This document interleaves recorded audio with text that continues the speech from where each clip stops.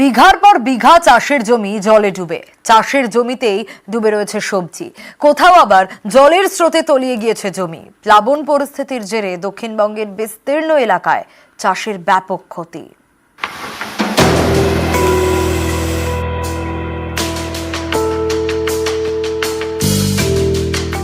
Record পরিমাণ জল ছেড়েছে ডিভিসি। এর জেরে দক্ষিণবঙ্গের বিস্তীর্ণ এলাকা প্লাবিত। ব্যাপক ক্ষতি হয়েছে কৃষকদের, কারণ বিঘের পর বিঘে জমি জলের তলায়। মাঠের ফসল মাঠেই নষ্ট।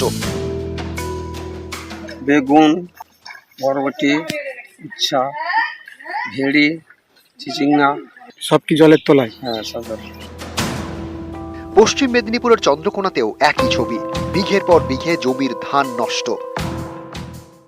3 বিঘা লাগিয়েছিল, শেষ ধান তো চলে গেছে, সার ফার সব খতম হয়ে গেছে। আর কি চাবলও ঘরে নেই কি আমি খাবো। ডিভিসি ছাড়া জলে ফুসছে দামোদর। জলমগ্ন হুগলির বিস্তীর্ণ এলাকা, তারকেশ্বরের বিস্তীর্ণ এলাকা চাষের জমি জলের তলায়, আর চাষিদের মাথায় হাত।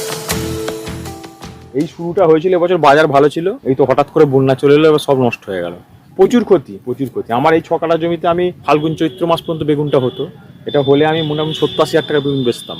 আশা করে থাকে নতুন জামা কাপড় আসবে, নাতি নাতিনারাও আশা করে থাকে যে দাদু আমার কিছু দেবে, সেই জায়গাটা তো কিছুই পূরণ করা যাবে না। দামোদরের স্রোতে তলিয়ে গিয়েছে বিঘের পর বিঘে জমি, জমির সঙ্গে ফসলও তলিয়ে গিয়েছে।